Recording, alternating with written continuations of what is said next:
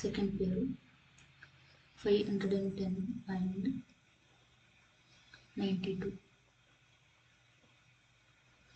510. So ನೋಡಿ unit digit ಅಲ್ಲಿ 0 ಇರೋದ್ರಿಂದ this number can be divided by 2. 2 2s are 4, then 11.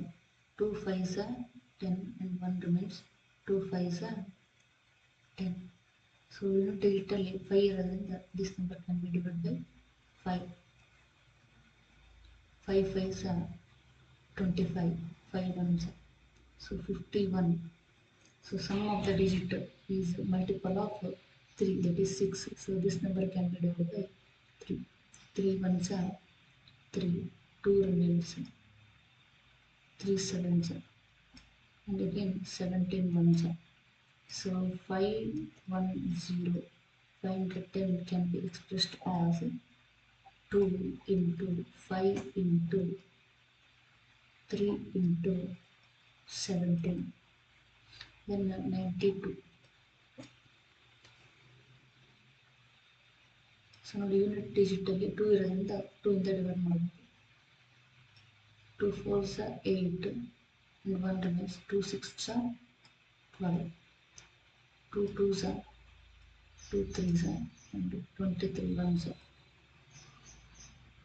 ಯಾಕಂದ್ರೆ 23 ಅನ್ನೋದು prime, 23 1s are 23. So 92 can be expressed as 2 times 2 square into 23 as a product of prime. Now HCF and LCM. HCF and LCM.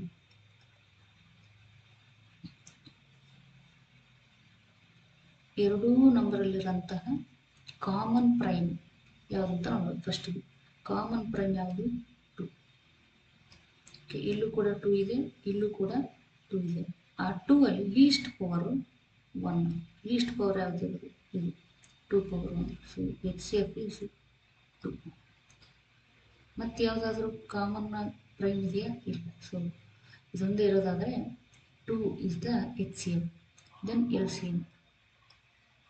Each prime ಫ್ಯಾಕ್ಟರ್ನ ಬರೆಯೋದು first. Each prime factor 2 into 3 into 5 into 17 into 23. ನೋಡಿ ಇದರಲ್ಲಿ 2 ಇಲ್ಲೂ ಇದೆ, 2 ಇಲ್ಲೂ ಇದೆ. Highest power ಯಾವುದು? ಇದು 2 square. So this is how we find the LCM and HCF. So this equals 23,460.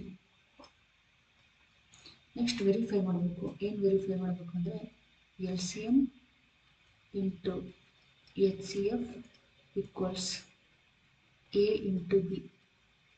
A B ಅಂದ್ರೇನು? ಕೊಟ್ಟಿರೋ numbers. A equals to 510 and B equals 92.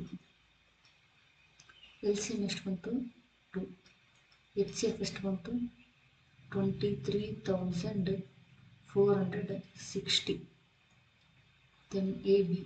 A is nothing but 510 and B is nothing but 92.